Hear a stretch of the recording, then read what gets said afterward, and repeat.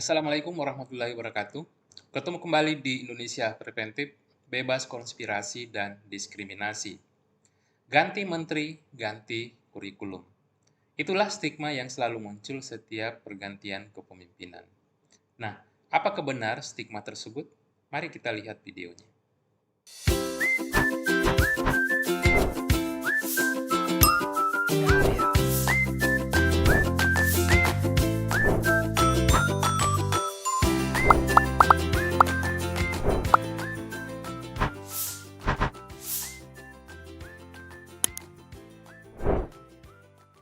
Ganti menteri, ganti kurikulum.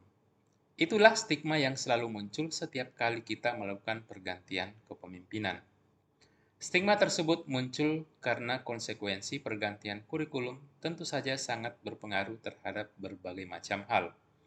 Tentu saja yang pertama adalah tentang anggaran yang digunakan sangat besar untuk membuat atau merevisi sebuah kurikulum secara nasional.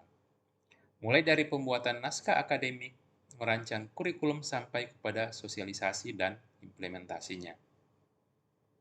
Kemudian yang kedua, dalam hal proses transisi, sangat mengganggu setiap proses pembelajaran karena sebelum selesai implementasi kurikulum yang lama, tetapi sudah muncul kurikulum yang baru lagi. Nah, di Indonesia, kita mengacu pada Undang-Undang Nomor 20 Tahun 2003, Pasal 1 Ayat 19 yang menyatakan bahwa kurikulum adalah seperangkat rencana dan pengaturan mengenai tujuan, isi dan bahan pelajaran, serta cara yang digunakan sebagai pedoman penyelenggaraan kegiatan pembelajaran untuk mencapai tujuan pendidikan tertentu. Lebih lanjut pada pasal 36 ayat 3 disebutkan bahwa kurikulum disusun sesuai dengan jenjang dan jenis pendidikan dalam kerangka Negara Kesatuan Republik Indonesia. Sesuai dengan pengertian dan penjelasan tersebut, memang seharusnya kurikulum itu ditujukan untuk satuan pendidikan, tapi tetap dalam kerangka Negara Kesatuan Republik Indonesia atau NKRI. Nah, dengan stigma ganti menteri, ganti kurikulum, maka pada tahun 2006, pemerintah membuat kurikulum yang dinamakan dengan KTSP atau kurikulum tingkat satuan pendidikan. Dengan harapan setiap pergantian kepemimpinan, kurikulum tidak berubah secara signifikan. Oleh sebab itu, pemerintah pusat menetapkan standar kompetensi dan kompetensi dasar. Sedangkan sekolah dalam hal ini guru dituntut untuk mampu mengembangkan dalam bentuk silabus dan penilaiannya sesuai dengan kondisi sekolah dan daerahnya. Nah, hasil pengembangan dari semua mata pelajaran dihimpun menjadi sebuah perangkat yang dinamakan kurikulum tingkat satuan pendidikan atau KTSP. Nah, penyusunan KTSP menjadi tanggung jawab sekolah di bawah binaan dan pemantauan Dinas Pendidikan Daerah dan Wilayah setempat. KTSP ini berjalan selama kurang lebih 7 tahun. Karena pada waktu pergantian kepemimpinan terjadi, kurikulumnya juga ikut diganti dengan nama kurikulum 2013. Nah, mari kita melihat perjalanan kurikulum di Indonesia yang sudah berganti sebanyak 11 kali sejak proklamasi kemerdekaan Republik Indonesia. Nah, apakah benar setiap pergantian kepemimpinan juga terjadi pergantian kurikulum? Kurikulum pertama dikenal dengan kurikulum 1947 atau yang lebih dikenal dengan kurikulum rencana pelajaran 1947 oleh Menteri Ali Sastronidjoyo pada saat itu. Tapi sebelumnya ada Menteri Raden Suwandi, Muhammad Safei, Todong Sultan Gunung Mulia Harahap, dan Ki Hajar Dewantara.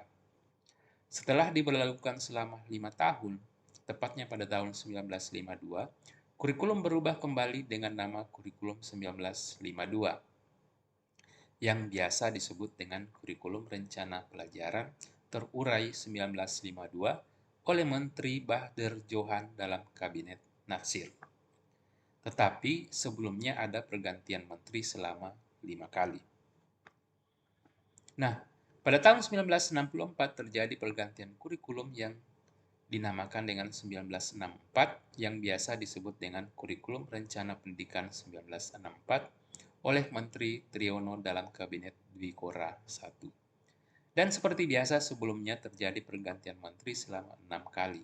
Pada tahun 1968 terjadi pergantian kurikulum oleh Menteri Masfuri Soleh yang dinamakan dengan Kurikulum 1968. Dan sebelumnya perubahan kurikulum tahun 1968 terjadi pergantian menteri selama 3 kali. Setelah pemberlakuan kurikulum 1964 selama kurang lebih 7 tahun, maka pada tahun 1975 terjadi perubahan kurikulum yang dinamakan Kurikulum 1975 oleh Menteri Sarip Tayeb yang sebelumnya terjadi pergantian menteri selama 3 kali. Pada tahun 1984 terjadi perubahan kurikulum yang dinamakan dengan Kurikulum 1975 yang disempurnakan oleh Nugroho Noto Susanto, di mana kurikulum tersebut bertahan selama 10 tahun sebelum berubah menjadi Kurikulum tahun 1994 oleh Menteri Wardiman Joyonegoro, yang mana dalam masa 10 tahun tersebut terjadi pergantian menteri sebanyak 4 kali, tetapi perubahan kurikulum hanya terjadi 1 kali. Kemudian pada tahun 1999 di era Menteri Yahya Muhaimin, kurikulum berubah kembali menjadi Suplemen Kurikulum 1999.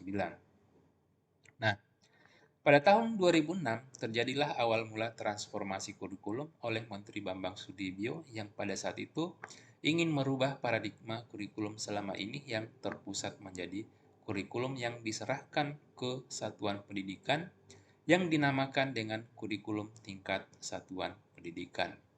Tetapi pada era Menteri Muhammad Nuh, kurikulum dikembalikan lagi ke pusat dengan nama Kurikulum 2013. Nah, pada tahun 2019, Mas Menteri Nadiem Makarim mengembalikan kebebasan sekolah dalam membuat kurikulum dengan nama Kurikulum Merdeka atau kurikulum yang dikembangkan oleh sekolah atau satuan pendidikan dan digunakan oleh sekolah itu sendiri.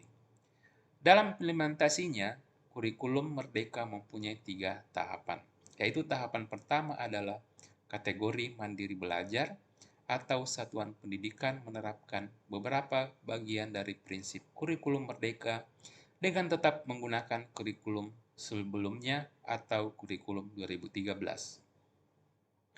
Kemudian, tahapan kedua adalah kategori mandiri berubah, yaitu satuan pendidikan mulai menerapkan kurikulum Merdeka menggunakan perangkat ajar dalam platform Merdeka Mengajar atau PMM, sesuai dengan jenjang satuan pendidikan.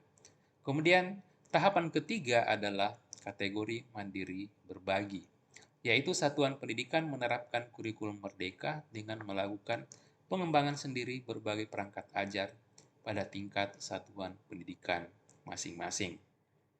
Nah, itulah perjalanan kurikulum di negeri ini yang ternyata tidak benar.